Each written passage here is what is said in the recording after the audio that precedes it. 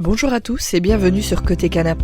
À l'approche de la quarantaine, on a souvent l'impression d'être à la croisée des chemins. On cherche des réponses, un nouvel équilibre et parfois on a besoin de regarder là où nos yeux n'ont pas l'habitude de se poser.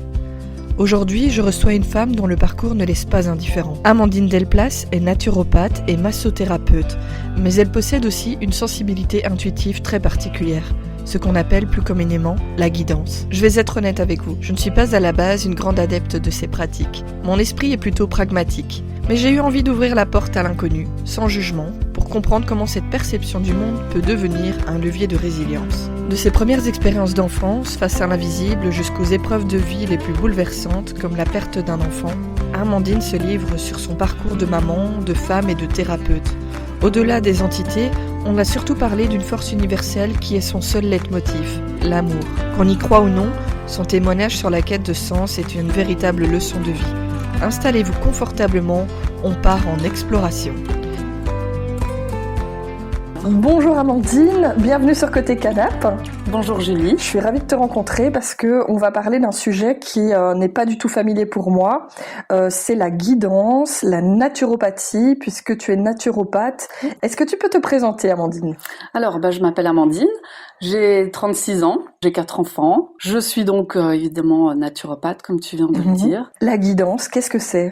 Alors, la guidance, c'est tirer à travers des outils, des informations sur la personne, sur le parcours qu'elle emprunte, voir un petit peu quels sont ses blocages, où est-ce qu'elle peut aller dans le meilleur cas de figure, j'ai envie de dire, et en fonction de ça, je vais aller tirer soit avec des cartes, parfois avec un pendule, parfois je vais aussi aller par rapport à la numérologie, chercher dans le moment T, qu'est-ce qu'il y a, qu'est-ce qui bloque pour qu'elle puisse atteindre son meilleur potentiel. Il y avait un monsieur, donc je fais la guidance, et quand je me connecte à lui, je capte en fait une énergie féminine, parce qu'en fait quand l'âme d'un bébé, elle s'incarne à partir de 3 mois à peu près, et elle va, elle vient, tu vois. Avant 3 mois, l'âme elle flotte à côté, elle n'est pas vraiment dans le corps. Et je lui dis, il y a une âme féminine autour de toi. Et puis il me dit, je lui dis, je vois le sexe de ton bébé. Et il me dit, écoute, je veux pas savoir. Et donc un peu plus tard, il m'envoie un message et il me dit, t'avais vu quoi ? Je dis, écoute, moi j'ai une énergie féminine. Et il me dit, c'est un petit garçon. Et en fait, ça s'explique comment ? Tout simplement parce que c'est le côté plus féminin qui va ressortir sur l'âme de ce bébé, tu vois.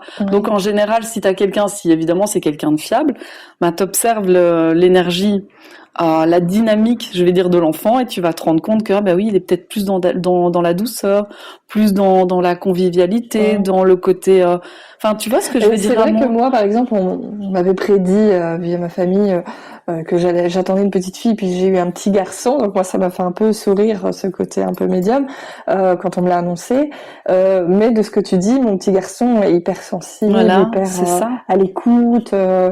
Mais parce qu'au final, l'âme, elle a pas de sexe, c'est le corps qui a un sexe, tu vois. Donc, dans son âme, c'est le côté féminin qui ressort plus, quoi. C'est assez comique, c'est assez drôle de voir les petites choses comme ça. Mais lui, par exemple, tu vois, ça c'est aussi une anecdote parce que je suis comme ça. Moi, j'aime bien voir de loin un petit peu ce qui se passe, tu vois. Et donc, je vais sur des groupes pas toujours très recommandés, genre de ressenti, de pseudo-médium, de conneries. Et c'est vrai que moi, il y a un truc qui m'agace profondément, c'est quand il commence à y avoir des enfants en jeu, tu vois. Parce que les enfants ont une énergie aussi qui leur est propre. Donc moi, je travaille très très peu sur les enfants, mais en tout cas avec beaucoup de recul et de respect, quoi. Sauf quand il y a des cas comme j'ai une fois eu un petit garçon, un autiste. C'est génial parce que là, tu n'as pas besoin de parler. Il parle avec son énergie. C'est une expérience incroyable. Et donc, ce monsieur cherchait de l'aide parce que son gamin avait peur. Il voyait des choses. Et il avait une entité en forme, pour que tu imagines un peu le truc. C'est comme un espèce de gros ver de terre, mais genre 3-4 mètres de long, 1 mètre de large, tu vois, avec des pattes et tout. Et il y avait ça dans sa chambre, quoi. Et quand je me connecte à lui, en fait, c'est un ancien chaman.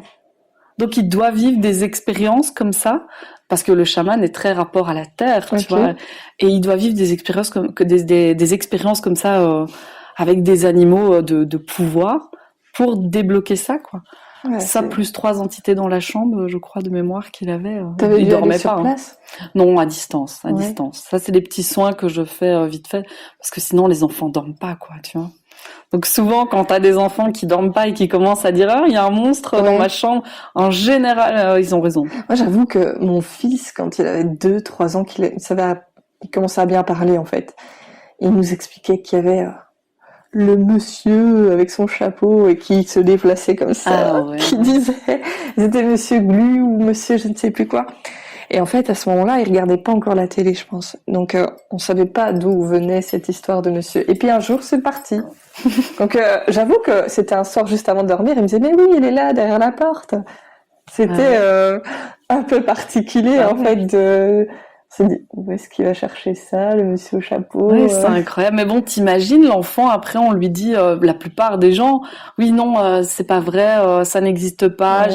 Souvent, les enfants, après, ils sont là en mode, ben si, moi je vois le truc, c'est pas cool, quoi. Tu vois? Moi, mon grand, parce que le plus grand qui a 17 ans capte aussi, alors lui, il aime pas du tout, hein. Alors c'est marrant parce qu'il court dans l'escalier, il est là en mode bouh, tu vois, comme ça, parce que ça lui fout la trouille, quoi. Donc lui, il est un peu comme toi à ce niveau-là. Ouais, complètement. Et il développera plus tard, mais pour l'instant il refuse. Ça lui fait peur, quoi. Ouais. Ça lui fait peur et puis il comprend aussi certaines choses. Donc toi, t'es établie sur Maulde, c'est ça? Ça fait combien de temps en fait que tu fais ça? Globalement, ça fait depuis 6 ans officiellement. Sinon, j'ai toujours été médium, vu que je suis médium de naissance à la base, donc j'ai toujours été un peu dans les énergies. Alors, comment ça t'est venu en fait?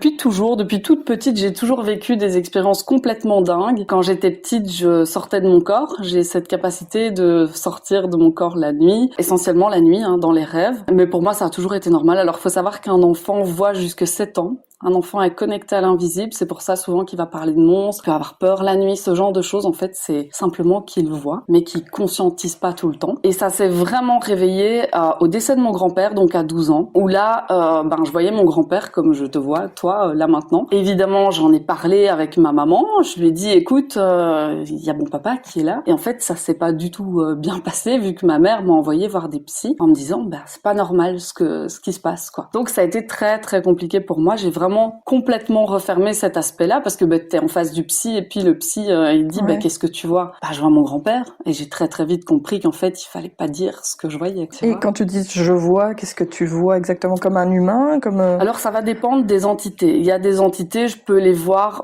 vraiment. Enfin, quand je dis entité, c'est un gros mot en soi. Dans le cas des défunts, soit je vais le voir vraiment comme un humain, mais plus en transparence. Soit je vais pas vraiment voir la personne en tant que telle, mais je vais voir une énergie comme tu vois quand tu as le soleil sur un capot de voiture, ça fait comme des petites vagues, comme ça m'arrive. Et donc depuis tes 12 ans, tu as ça? C'était toujours là, mais le côté défunt, c'est vraiment arrivé à mes 12 ans. Et puis fatalement, j'ai refermé, parce que c'est un domaine où si tu veux pas voir, si tu bloques, ça se referme, quoi. Donc ça s'est refermé jusqu'à mes 16 ans. Et à mes 16 ans, ça a recommencé et là, j'ai fait une sortie de corps de nouveau, mais là, c'était plus dans mes rêves. C'était en plein examen de maths et je me suis vue à côté du prof, tout en étant à mon bureau. Comment t'étais en fait physiquement? T'étais comment? T'étais endormie? T'étais dans un état d'hypnose? J'étais en plein examen, quoi. Donc là, ça m'a fait très peur. J'ai pas compris. Alors, il faut savoir que j'ai toujours grandi aussi dans une famille où on parlait pas de tout ça. Tu vois, les médiums, pour moi, c'était, tu sais, dans le Téléstar, l'horoscope, les trucs comme ça, tu vois. Mais jamais j'ai grandi avec des gens qui étaient. Ouais, donc t'es pas dans un univers comme ça. Non. Et j'allais dire, médium, c'est un côté quand même un peu charlatan complètement. C'est un peu difficile parfois d'avaler parce que on peut surtout utiliser cet aspect-là pour arnaquer les gens plus sensibles, etc., ou les gens qui souffrent justement d'une perte. Comment toi, tu t'es dit, je vais y aller, je vais faire évoluer mon don. Comment ça t'est venu de te dire, je vais professionnaliser ça? Oui. Alors déjà, effectivement, c'est très très charlatan. Il y a beaucoup de faux médiums. Il y a beaucoup de personnes qui savent comment aller. Souvent, les personnes qui vont voir des médiums, qui vont voir des énergéticiens, des guérisseurs, c'est souvent des personnes qui ont tout tenté et qui sont vraiment dans un désespoir profond. Et donc, il y a vraiment beaucoup de personnes qui savent arriver, s'accaparer le truc, et c'est vraiment toxique. Et ça, j'en vois énormément et je le dénonce beaucoup. Je sais pas si tu as vu sur mon site, surtout sur Facebook. Je dénonce beaucoup ça, notamment dans le développement personnel où tout le monde est là en mode c'est un monde de bisounours, c'est tout beau, c'est tout joli, faut être très positif tout le temps. Non, la vie c'est pas toujours tout beau, c'est pas toujours tout rose, il y a des moments où ça va, des moments où ça va pas. Et ça je dénonce aussi beaucoup tous ces thérapeutes qui sont en mode pas authentique, tu vois ce que je veux dire. Ce que je me demandais c'est donc voilà, d'après ce que tu dis, tu as un don, est-ce que du coup, ce don, il est valable à chaque fois que tu rencontres quelqu'un? Est-ce que tu peux voir soit un défunt ou ressentir des énergies de cette personne avec toutes les personnes que tu rencontres?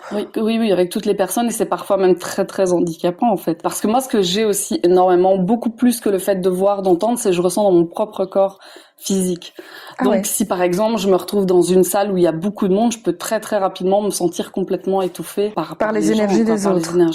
Et toi, comment ça t'est venu? J'ai vu sur ton site, tu disais que c'était l'amour, je pense, qui te guide. Ah oui. J'avais lu une phrase qui disait: le plus important dans la vie, c'est l'amour. Ça fait un petit peu naïf, mais est-ce que tu peux développer pourquoi cette phrase dans ton parcours? C'est une question que j'adore parce que c'est vraiment un gros moteur pour moi, l'amour. Alors, il faut aussi un peu comprendre d'où je viens pour ça, parce que moi j'ai été maltraitée quand j'étais enfant, donc jusque mes 12 ans. Donc j'ai une maman qui était très instable émotionnellement, on va dire, qui avait probablement un syndrome de Munchausen par procuration. Donc c'est les parents qui font du mal à leurs enfants pour se faire plaindre. Elle était alcoolique, violente, j'avais un papa qui était absent.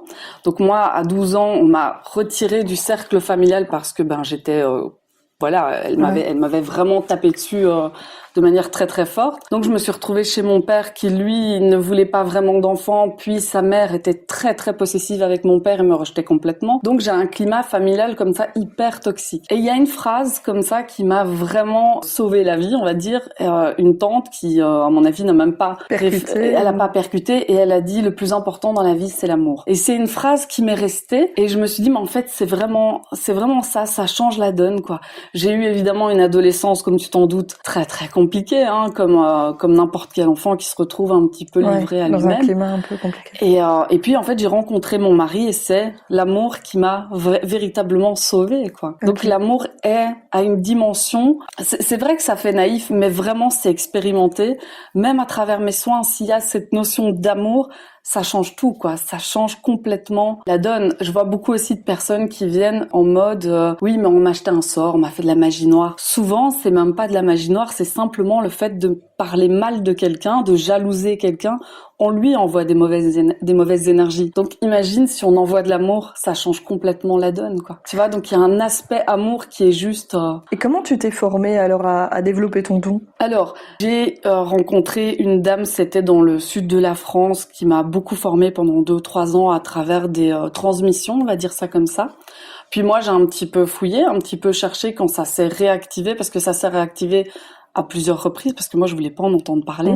Donc elle m'a quand même formée un petit peu, puis j'ai rencontré des gens et de fil en aiguille, j'ai fait des formations et je continue d'ailleurs toujours à te former. À me former, quoi. C'est vrai que j'ai vu sur ton site que tu proposais vraiment plusieurs choses, donc naturopathe, il y a aussi un espace massothérapeute, mais c'est plutôt massage via les énergies. Oui. Ça consiste en quoi exactement, ça? En fait, tout ce que je fais est toujours relié à une notion énergétique et de guérison. Et en fait, à travers le massage, par exemple, ce que je propose et qui marche vraiment bien, je vais faire un soin énergétique. Et en fait, après, si tu veux, je vais aller réouvrir certains espaces, certains vortex d'énergie pour vraiment venir... allez, je vais te prendre un exemple concret. J'ai dû faire il y a pas longtemps un recouvrement d'âme.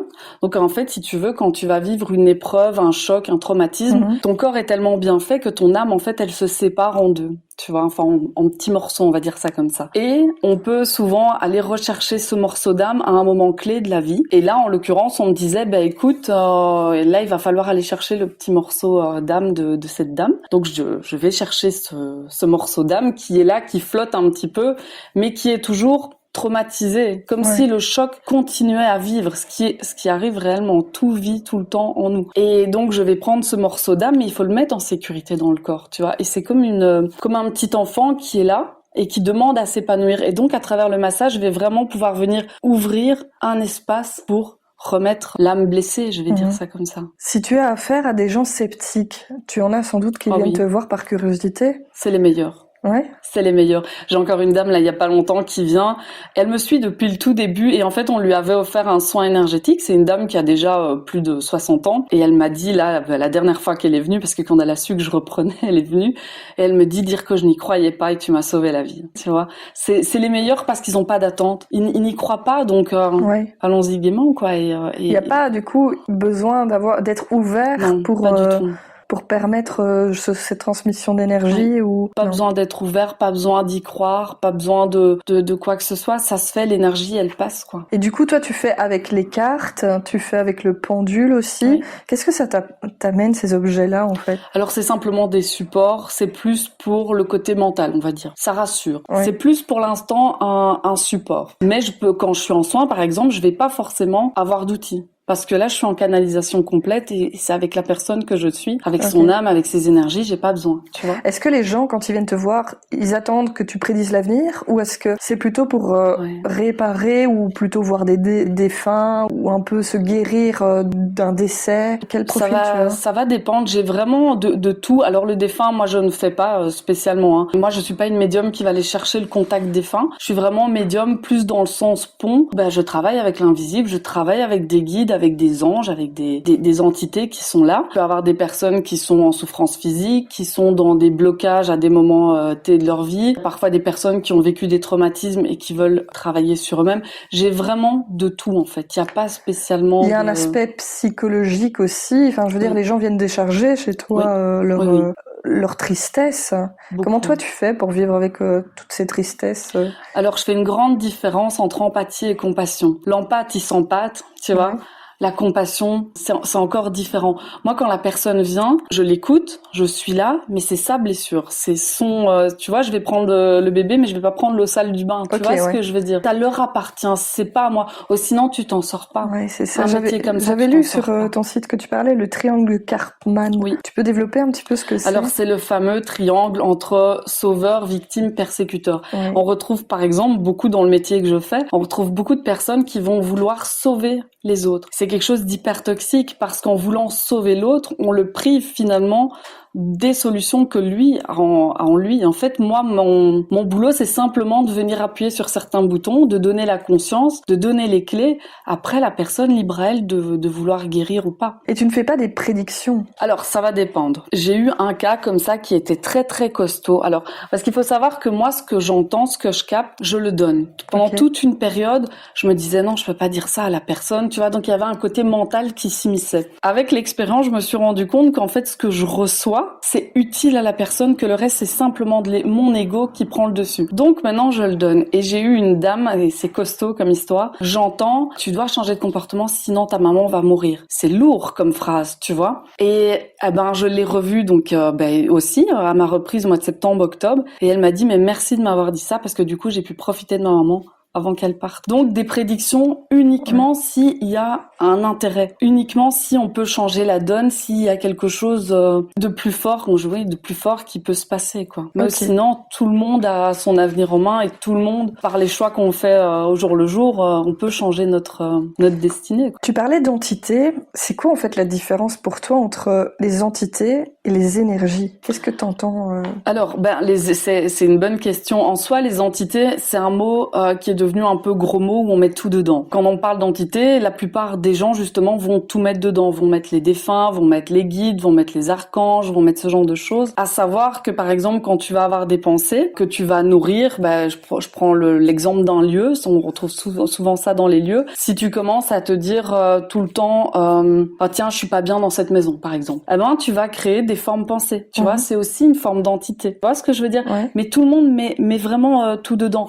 Maintenant l'énergie, c'est ce que nous on rayonne aussi. On a un rayonnement, les arbres ont un rayonnement, les animaux ont des rayonnements, tout a un rayonnement et ça on est plus sur une énergie. Et toi tu les vois les énergies? Comment où tu ressens ça? Moi je ressens beaucoup mais je vois aussi. Mais pas de la même façon, on va dire, c'est vraiment au cas par cas, quoi. Et là, aujourd'hui, on se rencontre, est-ce que du coup, tu ressens une énergie? Alors là, aujourd'hui, non, pour une simple et bonne raison, c'est qu'hier, je me suis fait attraper à l'armistice, là, à la fanfare, du coup, un petit verre oblige. J'ai un métier où l'hygiène alimentaire est essentielle, parce que ça a un impact. Et par exemple, si tu vas boire un verre, moi, je bois un café pendant 3 jours, mes capacités sont floues.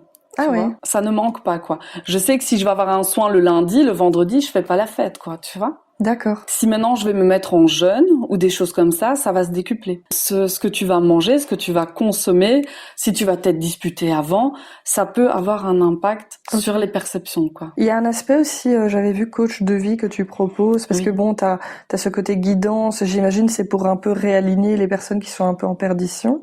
Qu'est-ce que tu proposes dans ce coach de vie? Alors le coaching de vie, ça c'est aussi quelque chose, ça je fais ça depuis très longtemps et au départ c'était complètement inconscient. En fait j'ai les personnes qui vont rentrer dans ma vie et je le sais, là j'entends, c'est clair, c'est une personne que tu vas aider. Je deviens, entre guillemets, la meilleure copine, la maman parfois, la sœur, tu vois, et je suis un peu celle qui va te sortir les fesses de ton duvet, tu vois, et te mettre un peu face à tes responsabilités. Et c'est des personnes qui du jour au lendemain sortent de ma vie mais ont complètement changé de vie. Mais complètement, elles ont changé de travail, elles ont déménagé. Parfois il y a des divorces, parfois il y a des naissances, des mariages, de nouvelles rencontres, tu vois, c'est vraiment dans des moments charnières et la personne change de vie, quoi. C'est très très impressionnant, quoi. Qu'est-ce qui a fait le déclic chez toi de vouloir te dire, ben voilà, je vais en faire mon métier? Ah ben j'ai pas eu le choix. Tu faisais quelque chose avant, toi? J'ai pas eu le choix. Alors moi, niveau professionnel, ça a toujours été super compliqué. Hein. Déjà, de par mon enfance, j'ai pas pu faire d'études. Enfin, ça a été, voilà, quand t'es pas bien dans ta peau, tu bosses pas à l'école. Enfin,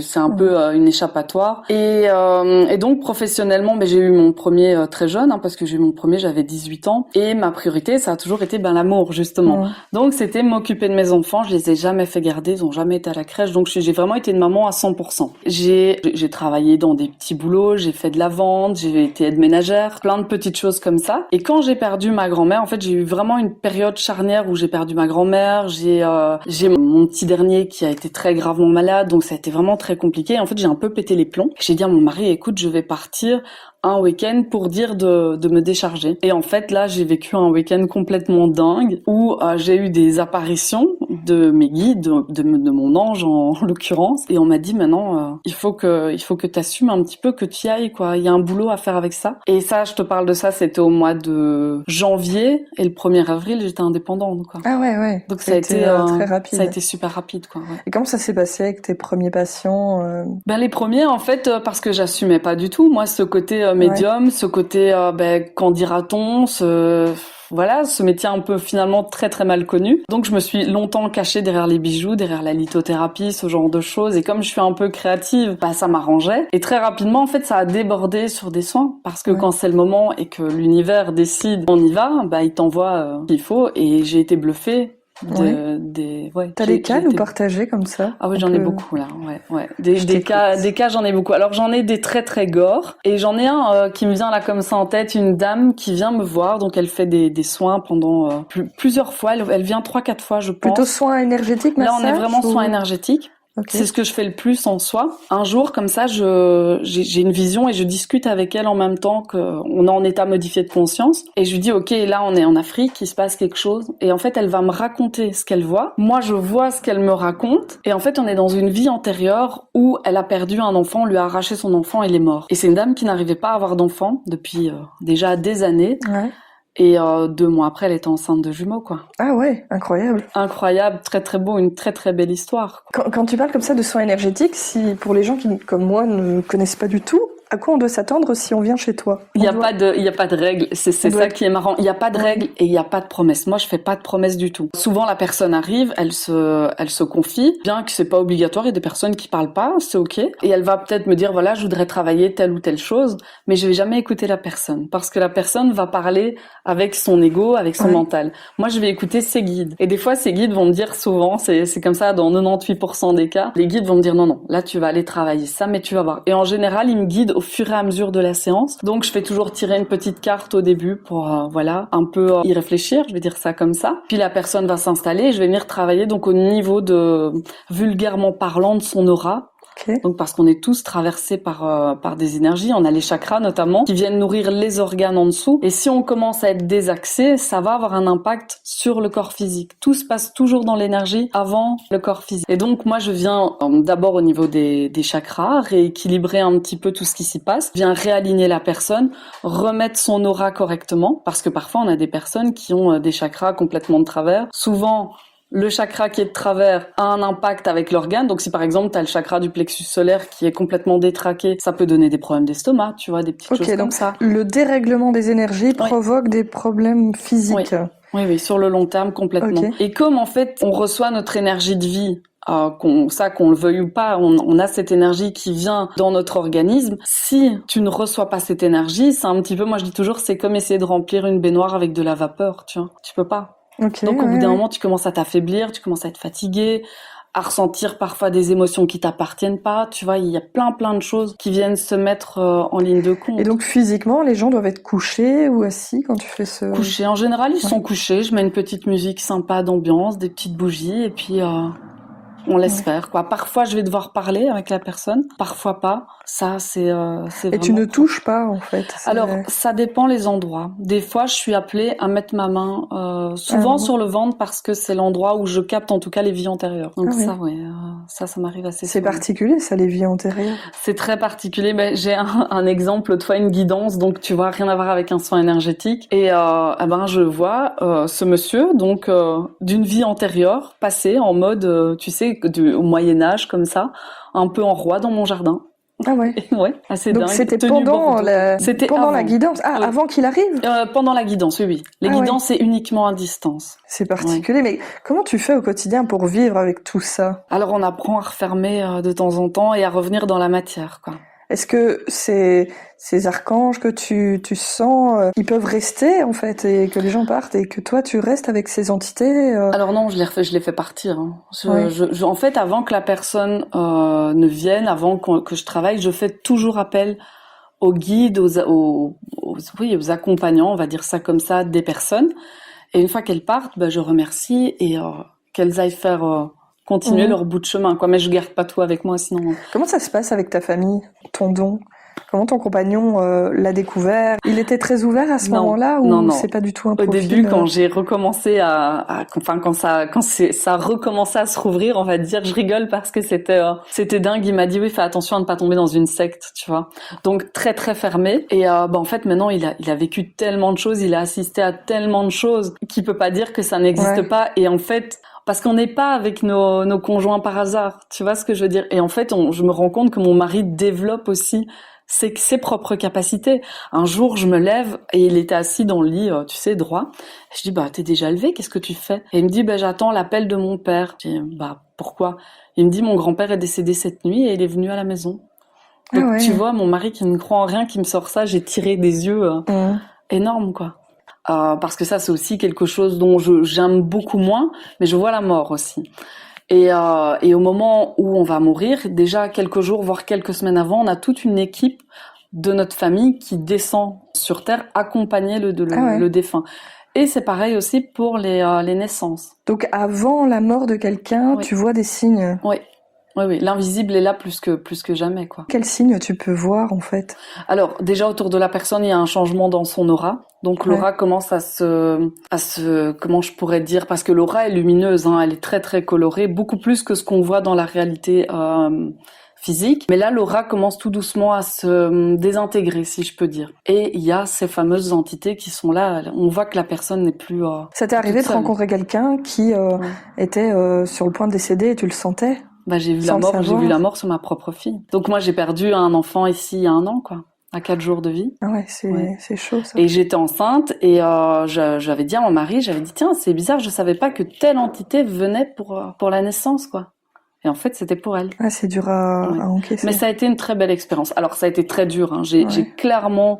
là j'ai sombré comme c'est pas permis, mais ça a été une des plus belles expériences de ma vie, paradoxalement. Toute cette histoire de rose qu'il y a autour de moi, c'est elle, quoi. Ouais. Il y a notamment le massage Luna Rose, c'est un massage complètement canalisé par elle, quoi. Donc il y a plein de belles choses, il s'est passé tellement de choses complètement dingues. Pourquoi tu conseillerais les gens de venir te rencontrer s'ils sont sceptiques? Qu'est-ce que tu penses leur apporter? Alors ça, c'est à eux de décider, c'est à eux de voir. Moi, je fais pas de promesses, je dis juste au pire, c'est une expérience, quoi. C'est une expérience, il faut le prendre comme une expérience et voir, tiens, mais qu'est-ce qui se passe? Voilà, tiens, j'ai envie de tester, j'y vais et en général, les gens reviennent, quoi. Ouais. Souvent, les gens, une fois qu'ils sont venus une fois, reviennent pour d'autres. Ils reviennent en général quelques fois, mais au bout d'un moment, ils viennent plus parce que le travail est fini. Et puis parfois, j'ai de nouveau un message. Ah, tiens, Amandine, ça fait longtemps, on pourrait se revoir. Bah, écoute, viens. Voilà. Donc toi, t'es établie à Moult. Comment on peut te trouver? Alors sur Facebook essentiellement, la Fée de Cristal, c'était comme ça. C'était le premier nom en fait que j'avais quand je me suis mise indépendante la première fois. T'as un site internet qui s'appelle. Et le site internet, c'est Amandine Delplace. Je voulais aborder aussi le côté naturopathe que tu as. En quoi ça consiste? Alors la naturopathie, c'est de nouveau tout ce que je fais est toujours tiré de ma propre expérience. En fait, moi j'ai été détruite par la médecine, notamment grâce à un antibiotique qui contient des fluoroquinolones. Ça m'a complètement détruit l'intestin. Mais quand je dis complètement, je n'allais plus aux toilettes pendant peut-être 15 jours, 3 semaines. Ouais. C'était vraiment très très catastrophique. J'ai attrapé des tendinites suite à ça. Je suis partie en vacances, je suis rentrée, j'étais allergique à tout. Mais quand je te dis à tout, j'ai fait les examens. Là, tu sais, où on te fait les petites piqûres et tout. Et il m'a dit, mais vous êtes allergique à tout, quoi. Les chats, les chiens, la poussière, mais vraiment tout. Et de là, j'ai commencé à me dire, ok, ben moi, la médecine, je veux plus. Donc, bon, même si aujourd'hui je ne rejette pas du tout la médecine, on a besoin, quand on a une opération, un accident, on est bien content d'avoir les médecins, mais j'en veux à cette médecine qui fragmente l'humain. Et donc, de fil en aiguille, j'ai commencé à me renseigner et j'ai découvert une autre manière de me soigner avec les plantes. J'ai eu la chance de tomber sur une médecin aussi, naturopathe, phytothérapeute, tout ça, donc vraiment tout ce qui est avec les plantes. Et on a commencé en fait à travailler sur le corps. En parallèle de mes cours de naturopathie, en fait, j'ai commencé à guérir vraiment de manière importante parce que j'ai plus du tout d'allergie aujourd'hui. Et quand tu dis avec des plantes, c'est quoi exactement? Alors ça va dépendre. Je peux soit utiliser des tisanes, soit des gélules, de la gémothérapie aussi. Je travaille beaucoup avec la gémo. En fait, il y a tout un panel de choses, mais c'est naturel, tu vois. Et en fait, la naturopathie, c'est revenir aussi à un bon sens, tu vois, avoir une bonne hygiène de vie, s'aérer, prendre du temps pour soi, vivre au contact de la nature, au contact des énergies de la terre, parce que oui, il y a les énergies du ciel, mais il y a les énergies de la terre. C'est du bon sens en fait. Et revenir à voilà, est-ce qu'on a besoin de soda, est-ce qu'on a besoin de fast-food pour s'alimenter, est-ce que c'est pas plus revenir à une hygiène de vie plus correcte. Tu es fort dans ce côté bien-être et recentré vers quelque chose de plus simple et de plus naturel en fait. Plus naturel complètement. Et c'est ça ce que tu proposes aussi en fait, même pour les gens qui viennent te voir côté naturopathe, c'est recentré sur une hygiène de vie plus saine. Oui. En général, c'est des personnes qui ont tout tenté et où la médecine bute et ne sait plus quoi faire. Donc la personne elle vient. Alors faut savoir qu'en moyenne une consultation avec un médecin c'est 8 minutes et demie. Une consultation avec un naturopathe c'est 2 heures. Donc on refait vraiment tout le tracé, l'anamnèse complète de la personne. On regarde un petit peu qu'est-ce qu'elle a eu comme maladie, comment elle vit aussi parce que je tiens énormément en compte l'aspect social de la personne. Je vais pas conseiller une dame de 40 ans sans enfant et une dame de 25 ans avec 5 enfants, tu vois. On va vraiment tenir compte de cet aspect-là et voir pourquoi on en est arrivé là. En fait, je vais pas chercher à soigner le symptôme, je vais chercher à soigner la cause. Pourquoi à un moment il y a un symptôme? Et nous, la médecine, elle tait le symptôme. Mais le symptôme, il vient apporter quelque chose, il vient c'est un petit peu le voyant sur ta voiture. Ouais. À un moment, t'écoutes ta voiture et tu vas voir ce qui se passe. Tu vas pas éteindre le voyant. Le corps, c'est la même chose, il envoie des signaux. Puis moi je viens un petit peu décrypter pourquoi il y a ça, qu'est-ce qui s'est passé à tel moment pour que ça. Dans quel mot les gens, dans quel cas de maladie ou de problème les gens sont déjà venus te voir? Alors j'ai déjà eu de tout. Alors ça peut aller du simple sportif qui veut améliorer ses performances et qui est dans un côté naturel. J'ai déjà eu des personnes qui avaient des problèmes, beaucoup la fibromyalgie, tout un panel. Tout un panel, ouais. Et de là en fait en consultation naturo, moi je vais vraiment conseiller cet aspect énergétique, l'aspect bien-être aussi par le massage et aussi par rapport au lieu. Il y a des maisons dites à cancer, ça existe. Donc tu peux te déplacer aussi dans les maisons pour voir les énergies et ce qui se dégage de là. Et alors quoi, après tu fais un bilan? Oui. Alors à domicile, ça c'est encore autre chose. C'est vraiment là je vais vraiment venir donc déjà voir le lieu de la personne, voir un petit peu comment les énergies circulent. Je vais regarder par rapport aux failles. Par rapport au réseau Hartmann, Curie, ça vient faire des nœuds. Et il faut quand même avoir conscience qu'on dort normalement, j'espère, à peu près 8 heures par nuit. J'espère. Si on est dans son lit et qu'il y a un nœud en dessous, on peut aller dire avec précision, cette personne a un problème, une pathologie à cet endroit-là. Et souvent, il suffit de mettre le lit en zone neutre pour que le problème s'en aille. Donc, on peut avoir des cas très très impressionnants de guérison, quoi. Et qu'est-ce que tu appelles un nœud?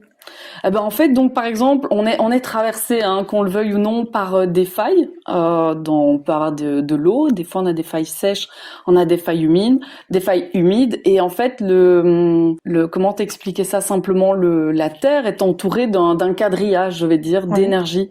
Et il faut venir repérer ces nœuds-là pour pouvoir les détourner, quoi. Tu peux avoir vraiment plein de choses. Les églises sont construites sur des réseaux sacrés, par exemple. C'est complexe comme matière. C'est très complexe, oui. C'est très très complexe et c'est très très enrichissant et vraiment tu vois des choses complètement dingues parfois. Est-ce que tu aurais déjà des conseils peut-être à donner à nos auditeurs? Admettons, si on souffre de tendinite ou de problèmes comme ceci, est-ce que dans la naturopathie, il y a des choses à peut-être conseiller dans, je sais pas, les tisanes ou que toi tout ce qui est tendinite, en fait, tout ce qui finit en it, déjà, il faut voir un coupeur de feu. Parce que tout ce qui est en it, c'est un excès d'énergie. Tu vois, donc par exemple, quand tu vas te brûler, c'est un excès d'énergie à un moment dans ton aura. Il faut aller enlever ça. Et tu peux avoir des guérisons déjà rien que comme ça. Ouais. Coupeur de feu, ça... Tout ce qui est en it, cystite, tendinite, tout ce qui finit en it. Et c'est quoi ça, coupeur de feu? Donc coupeur de feu, en fait, tu viens juste enlever cet excès d'énergie. Là, tu n'apportes pas l'énergie, tu enlèves. Donc la personne ne doit rien prendre, tu ne vas rien prescrire de tisane ou autre. Tu es plus sur un travail sur l'énergie où tu vas retirer ce trop plein d'énergie. Voilà. Alors. En fait, moi, je vais vraiment aller conseiller des plantes, vraiment en dernier recours. Je vais vraiment être plus sur une hygiène vitale sans panel de plantes, je vais dire ça comme ça. D'abord, essayer de trouver la cause. Pourquoi? Et souvent, quand on enlève la cause, le symptôme disparaît de lui-même. Et par la suite, on peut venir accompagner avec les plantes. C'est tellement complexe que si maintenant on vient chez toi, est-ce que c'est toi qui oriente la personne vers ce qu'elle a besoin? Parce que moi, j'avoue, je viendrais pour un problème. Est-ce que je ne sais pas si je devrais m'orienter plus vers la massothérapie, le soin énergétique ou la naturopathie? Est-ce que toi, tu proposes un peu un bilan, un check-up et te dire, en fait, on devrait travailler plutôt de cette manière-là? Oui, ça arrive. Ça arrive assez souvent. La personne, en général, quand elle sait pas, elle me pose la question. Je sonde un petit peu, voir, tiens, de quoi t'as besoin, pourquoi tu veux venir en premier. Et puis, de là, on voit. Et puis, je capte aussi les infos, parfois. Donc, j'ai comme ça le cas d'une ado. Parce que ça aussi, c'est quelque chose qu'il faut faire attention. Il y a beaucoup de personnes. Il y a un effet mode sur les cartes, sur les tirages, les pendules. Et ça reste aussi un métier où ça peut être dangereux. Il faut pas faire n'importe quoi, n'importe comment. Et j'avais une petite jeune, comme ça, elle avait 17 ans, je crois, à l'époque. Et en fait, elle jouait à tirer les cartes.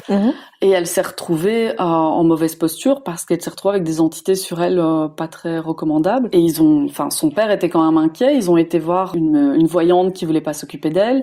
Ils ont été voir un prêtre. Personne ne voulait s'occuper d'elle. Elle était à 2 doigts de se faire interner, quoi. Et elle est arrivée chez moi. J'ai fait ce que je devais faire et maintenant ça va. Et elle avait quoi comme symptômes quand tu disais elle voyait des choses ou... Alors il y a des cas, ça dépend vraiment des personnes, mais souvent c'est des personnes qui vont se sentir dans des dépressions profondes, qui vont avoir des humeurs complètement fluctuantes, qui peuvent monter très très haut et puis redescendre très très bas, tu vois. Des personnes qui s'entendent plus avec personne en général, parce que c'est de l'agressivité qui ressort beaucoup. Donc oui. Elle avait des entités autour d'elle, mais rien en elle, enfin, je veux dire. C'était en elle. Ah ouais. C'était en elle, c'était... Et il a fallu combien de consultations pour qu'elle se sente mieux? Une seule. Une seule? Une seule pour dire d'enlever ce qu'il y avait. À partir du moment où on enlève le problème, ça va. Mais ça fait partie des cas lourds. Alors j'en ai pas beaucoup, Dieu merci. Je crois que depuis tout le temps que je fais ça, j'en ai eu 2 vraiment très très costauds. Ouais. Mais aussi pendant une opération, une dame comme ça, je donnais une formation massage. Tu sais, le truc où tu te dis ça va, je vais être tranquille, je vais bien vivre, pas d'énergie. Donc là, l'idée c'est de lui apprendre. De lui apprendre. Okay. Et donc, mais moi, si je ne te regarde pas dans les yeux, c'est qu'il y a un problème. Parce que les yeux sont le miroir de l'âme, et c'est loin d'être une blague. Il se passe des choses, quoi. Et donc, elles sont installées, donc elles sont à 3. Et j'ai la dame en face de moi, et à chaque fois, tu sais, je regarde, mais je passe comme ça. Tu vois, je n'arrive pas à la regarder dans les yeux. Et puis, elle part aux toilettes, et déjà, mon chien, parce que les animaux captent aussi l'invisible. Okay. et qui est adorable. C'est une golden retriever, tu vois. Enfin, tu fais pas plus crème comme chien. Et dans le dos, elle a vraiment une ligne de poils, quoi. Et là, je me dis, oh là là, ça va être compliqué. Donc, je reviens m'asseoir avec les filles. J'en ai une qui me dit, Amandine, ça va pas. Je dis, je sais. Elle avait compris aussi, parce que c'était une fille qui avait aussi une sensibilité très forte. Et donc, je regarde, je confirme à ce moment-là au pendule. Mais à partir du moment où je pars dans mes planches avec mon pendule, il se passe toute une connexion invisible avec cette dame en question. Et donc, ce que je pense est confirmé. Elle revient, elle s'assoit, tu vois. Et moi, j'ai un moment où je reste comme ça.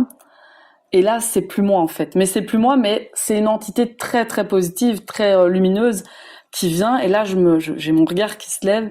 Et là, c'est plus moi qui parle. Alors. C'est plus moi qui parle. Et les mots sortent, mais je suis presque un peu témoin du truc sans... C'est très, très particulier. Et là, je lui dis, si je fais rien dans 6 mois, t'es morte. Et je me surprends à dire ça. Donc là, tu l'entends. Je lui dis, ça sort tout seul, je lui dis, si je fais rien dans 6 mois, t'es morte. Et elle me dit, oui, je sais, j'ai fait un pacte avec eux. Cette dame était thérapeute énergétique. Hein. Ah ouais? Donc, t'imagines qu'elle donnait des soins à des personnes dans cet état-là, quoi. Donc, moi, j'ai évidemment ma responsabilité. Hors de question qu'elle aille faire un massage sur les deux qui sont avec elle, quoi.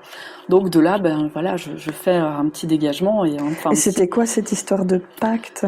Donc en fait, c'est une dame, quand elle s'est fait opérer, elle s'est fait intruser, je vais dire, par des entités, et elle était occupée de développer des cancers au niveau de la nuque. Et le pacte, c'était rester là, mais laissez-moi tranquille, quoi. Donc tu vois, il y a des cas qui sont très très costauds. Et tu dois souvent faire face aussi à de la tristesse, en fait. Hein. Beaucoup. Quand il s'agit de décès et des décès d'enfants aussi, pour lesquels les gens espèrent peut-être une connexion, ça doit... Mais c'est pour ça aussi que moi je me sers beaucoup de tout ce que j'ai vécu, du décès de ma fille, pour dire aux gens, vous traversez peut-être une épreuve, c'est peut-être difficile en ce moment, mais ça va passer, il y a un cadeau derrière tout ça, même derrière la perte d'un enfant, il y a un cadeau. On signe des contrats d'âme avant de descendre, il y a des rencontres qui sont prévues, qui sont orchestrées. Et au moment où la personne, elle part, il faut savoir que cette personne, elle est bien, elle est en paix. La plupart des gens qui font des EMI, elles le disent elles-mêmes, on n'a plus envie de redescendre tellement on est bien, on pense plus à notre famille, on pense plus à... Et toi, quelle est ton idée alors de l'au-delà en ayant toute cette vision? Alors, déjà, quand on part, il faut savoir, c'est que tous les défunts assistent à leur enterrement. Ça, c'est souvent, on est trop dans la tristesse pour le sentir, ce qui est normal, mais les défunts sont présents et ils envoient des signes. Mais comme on est dans cette tristesse, on abaisse un petit peu notre énergie et donc on perçoit pas. Mais une fois l'enterrement, qui finalement un enterrement, moi je suis catholique de naissance, on va dire ça comme ça, et donc quand ma fille est décédée, c'est tout naturellement que on fait une messe sans pour autant être dans la religion. Hein. Mais c'est un passage d'âme, ni plus ni moins. Donc, un passage d'âme, qu'est-ce que tu entends quand tu dis ça? Donc ça veut dire que la personne va passer de l'autre côté, dans la lumière, dans sa continuité, parce que la vie, elle dure qu'un battement de cils en soi. Et donc ces entités-là, si elles passent, ces personnes-là, si elles passent dans la lumière, toi, tu ne peux plus les percevoir, elles ne sont plus là. Alors c'est donc en fait, ce qu'il faut savoir, c'est qu'une entité qui n'est pas passée de l'autre côté, elle a besoin d'énergie pour rester auprès de nous, je vais dire. Donc souvent, elle va venir dans nos corps énergétiques, dans l'aura, vulgairement parlant. Elle va venir mettre une paille, en gros, dans notre corps physique pour pomper notre énergie. C'est pour ça qu'en général, quand on a des défunts qui sont accrochés à nous, on peut être fatigué, oppressé, avoir des maux de tête, mal dormir, des cauchemars, tu vois. Une fois qu'elle est passée de l'autre côté, dans la lumière, à ce moment-là, elle a tout son cheminement à elle a le bilan de sa vie. Et de là, elle peut décider ce qu'elle va faire. Elle décide de la suite. Par période, elle peut redescendre à des périodes clés, nous aider. Ah ouais. Tu vois? Donc il n'y a pas de passage définitif, vraiment, ils partent. Seulement en cas de réincarnation.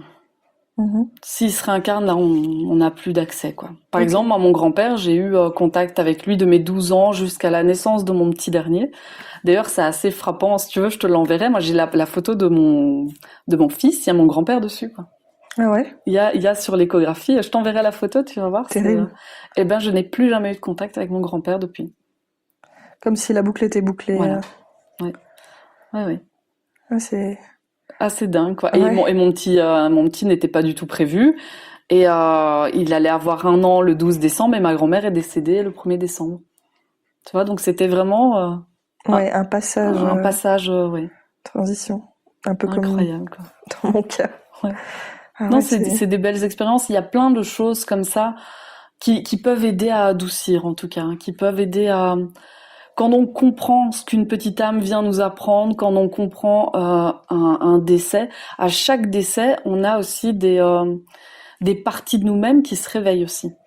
Parce que la personne, quand elle décède, elle embarque aussi son bagage, tu vois. Donc ça peut aussi libérer nous en tant que, je vais dire, descendants de cette famille d'humains, ouais. Moi, à chaque décès qu'il y a eu, mes capacités, il se passe quelque chose, quoi. Il y a une nouvelle compréhension, une nouvelle dynamique qui arrive, quoi. Et de transmuter comme ça ces blessures.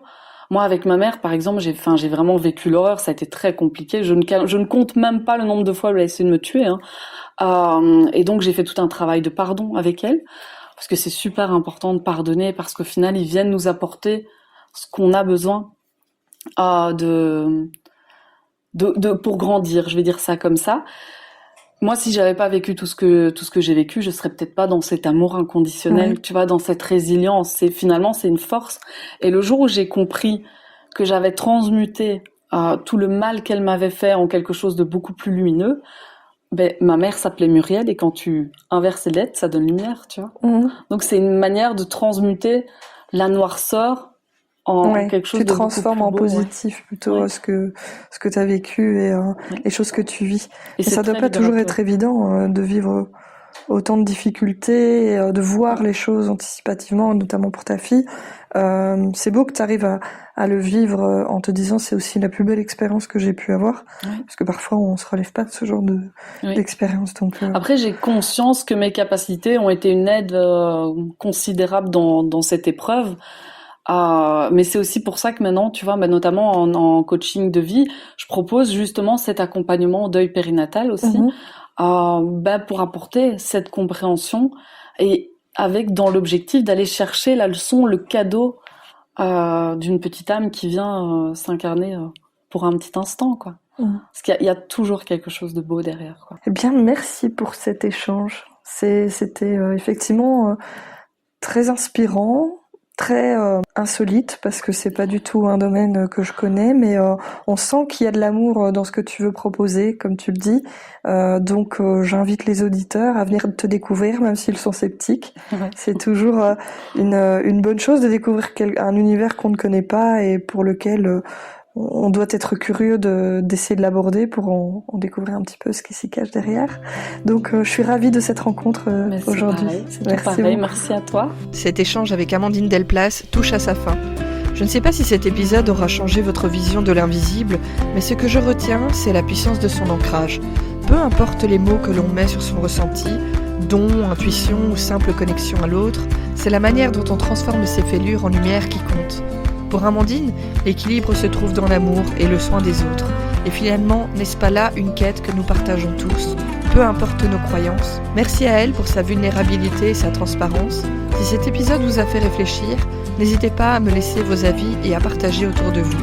On se retrouve très vite sur le canapé pour une nouvelle rencontre. Prenez soin de vous.